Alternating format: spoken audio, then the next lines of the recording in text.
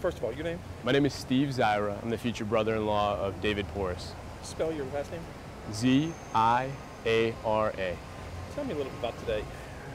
Today do you mind if I just go into the statement? Go ahead. Explain everything? All right. This morning we attended a hearing on a motion for new trial where we learned that Nicole Bakus is seeking an appeal and a new trial after pleading guilty to intoxication manslaughter and the deaths of Nicole Adams and Travis Saunders, and intoxication assault and injuring David Porras. Ms. Bakus made the decision to drive after 21 drinks, and now that she is changing her mind on accepting responsibility, we feel that it is necessary to speak up and address Ms. Bakus and her decision to proceed with an appeal. We realize that it must be difficult for Ms. Bakus to think about spending time behind bars, but we want her to know that an appeal of her conviction will cause us to relive the stress and uncertainty that we have felt on a daily basis over the past 15 months since our nightmare began. We respect Ms. Bakus' right to a fair trial and due process, but her actions can only be perceived as a refusal to face the consequences of her decisions. Upon completion of the trial, we had anticipated and hoped for the healing process to begin. Our faith tells us that forgiveness is a part of that process, and we believe that given the chance, forgiveness can occur. However, the possibility of another trial will force all those affected by Nicole's decision to drink and drive to relive the horrific details of the accident that has changed our lives forever. We respect the laws and judicial system of the state of Texas, and we will not oppose or protest due process, which is a right of all citizens of this great state and our great nation. Nor will we suggest punishments in excess of those clearly outlined in the Texas Penal Code.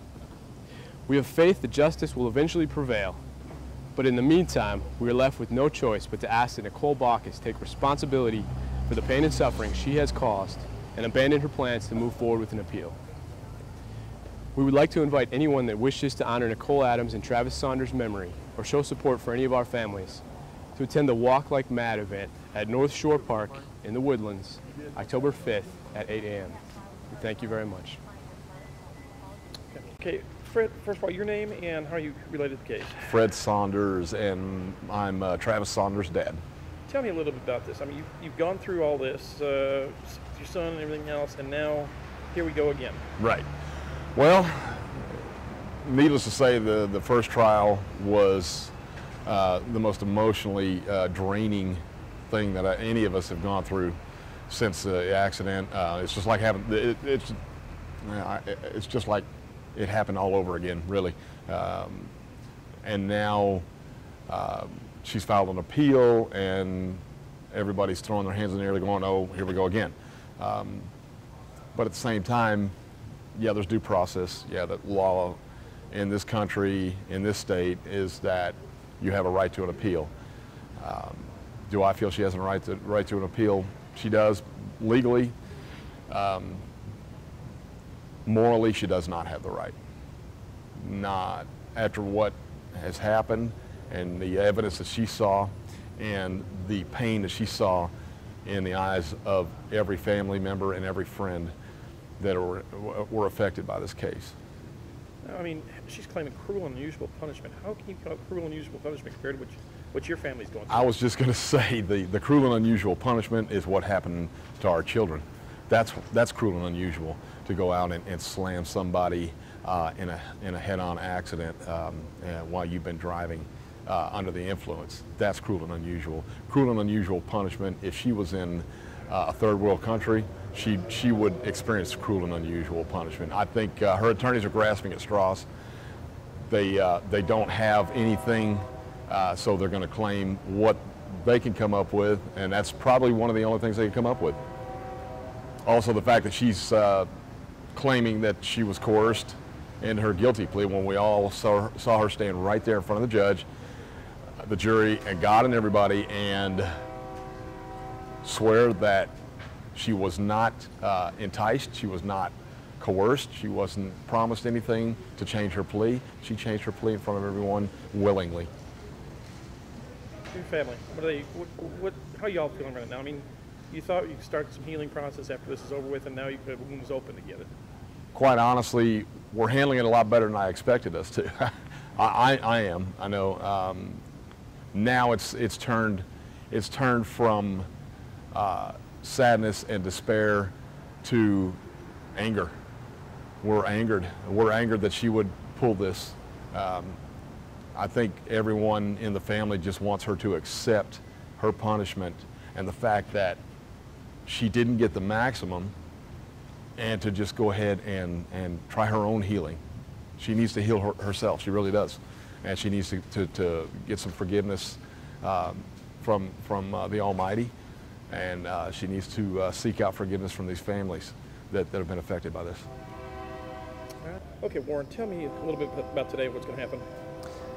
Today, the 435th District Court Judge Mike Seiler heard evidence on Nicole Bakus's motion for a new trial, and basically that is a procedural effort by the defense to have the jury's verdict thrown out and to start fresh on the case. Basically, like the motion says, asking for a new trial, wants to start all over again.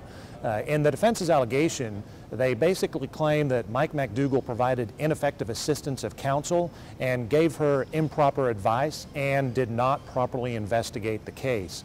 As a result of that, they're asking for a new trial. In addition, they also say that Judge Seiler's sentence was cruel and unusual punishment, and for that purpose they're also asking for a new punishment hearing and to have the sentence, the punishment sentence, thrown out as well. Okay. Mr. McDougal came to us because when a defense attorney claims that the trial attorney did a bad job, that basically allows the trial attorney to come in and reveal their strategy and to reveal privileged information to us, and he did so.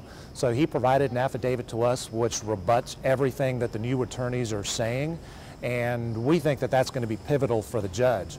The judge can consider the entire trial record. He can also consider the new evidence that the attorneys have submitted, as well as any additional information as it relates to the case.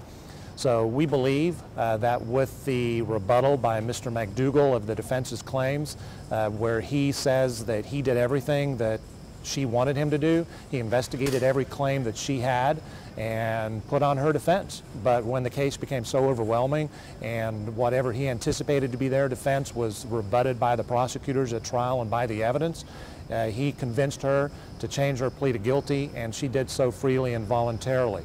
That was also on the record, and she told the judge that she was doing so freely and voluntarily when she changed her plea. That's also something that the judge can consider. Basically, this is a mechanism for the defense to get additional evidence in front of the appellate court out of Beaumont, and that's what they did. We anticipate that the judge will overrule the motion and proceed with the full appellate process. So that's basically what happened today. The judge said that he would have a ruling for us by noon, and at the time he also indicated that he could just not make a ruling, and within 75 days it would be denied as a matter of law. However, he did promise us that he would have a ruling by noon today after reviewing the evidence. We anticipated that he would have ruled this morning. However, the defense filed some additional affidavits in response to Mr. McDougal's affidavit, and I anticipate that that's what the judge wanted to review before he made his final ruling on the case. Now, when she pled guilty and the judge asked her at the time,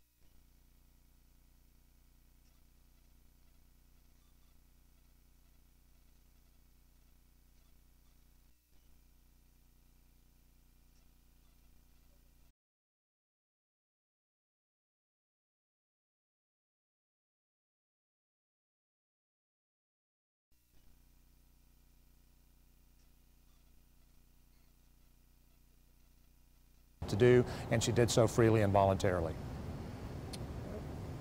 That's pretty awesome. That's very awesome.